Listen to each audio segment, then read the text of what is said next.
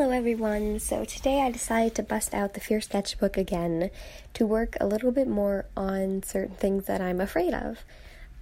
This is a series where I draw things that make me feel uncomfortable and things that I normally shy away from and don't draw. So today I'm doing a lot of artist's fear, which is feet and hands. For some reason, a lot of artists resent drawing feet and hands, especially human feet and hands. And so I decided that would be what I did today. And I did a lot of hand practice in the past and a lot of foot practice in the past, but I never really got any better at it. And so this is one of the things that I want to also work on in the sketchbook, is getting better at things that I am uncomfortable with doing. So with this next pair of feet I'm drawing, I think the proportion is off slightly. I think the foot is too big for the toes, or something odd is happening. I'm not quite sure what happened, but it's okay. It's just not as good as I'd like it to be. So when I draw feet and hands, normally I start with like a block outline and then move to, more and more details on the different blocks to get the proportions and such. But this time I decided that I wanted to just go in. So I looked up some reference pictures. The ones I'm drawing now are actually reference pictures from drawings of feet, not actual pictures of feet, but I changed that later. And so I wanted to see how other people drew feet to maybe help me get better at how I draw feet. Now, I know that there's a lot of different tips and tricks of how to help with proportion sizes and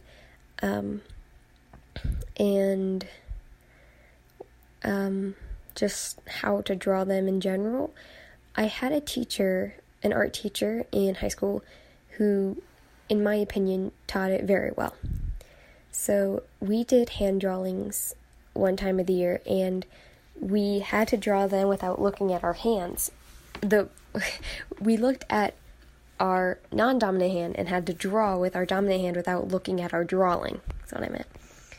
And so we had a piece of paper that we put through our pencil through so that it would cover our hand while we drew.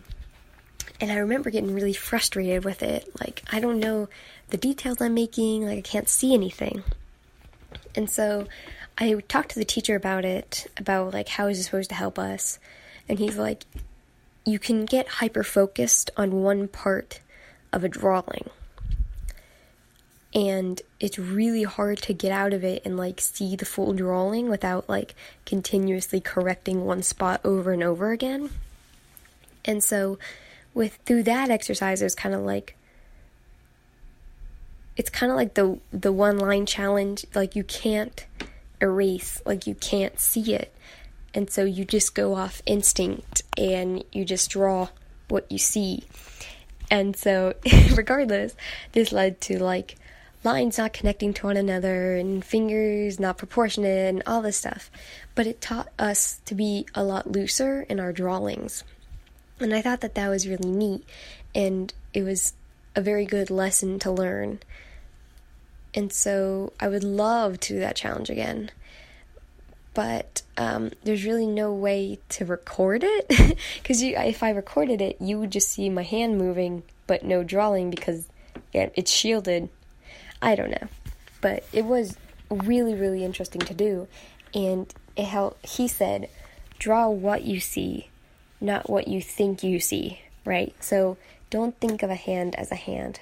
Think of it as, like, this curved line connecting to that curved line, connecting to that curved line.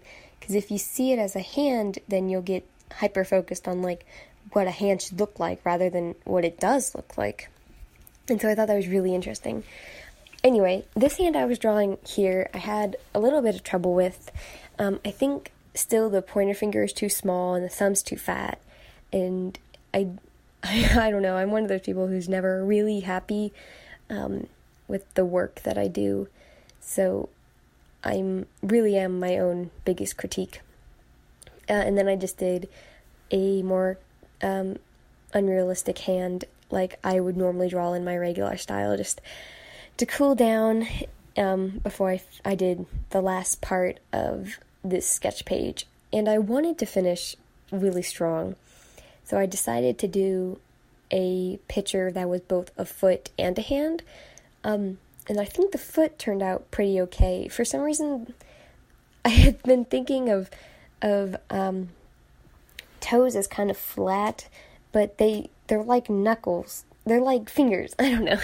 And so they have like different joints and knuckles and stuff. And so the person whose foot I was drawing had more of their like toes were up, because toes aren't flat. They have they're bridged. And so that really brought that realization out for me.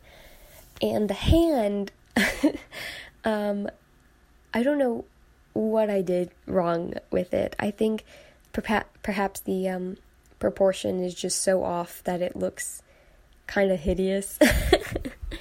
But that's what this is about, drawing what I don't like and posting terrible, terrible art on my YouTube channel. So, every so often.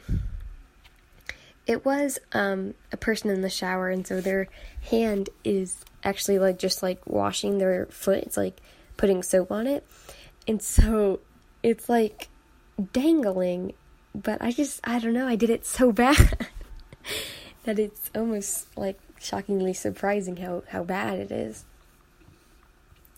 I would like to know what you guys think is wrong with this hand, because for me it's just a whole bunch of different things. I don't know, maybe it's overall too big, the individual fingers are not proportioned, maybe just the space between the fingers isn't wide enough, so the hand looks quite small. I tried to fix that a little bit, I thought, but I think the palm itself is still quite small, and maybe just the difference between the middle finger, the ring finger, and the pinky finger, the height of them all is quite drastic. So maybe if the ring finger was taller and the pinky finger was a little taller, that would help things out. But that is this for this page of my Fear Sketchbook. I hope you enjoyed it. And as always, thank you so much for watching. Today I did my fear of feet and hands. Thank you.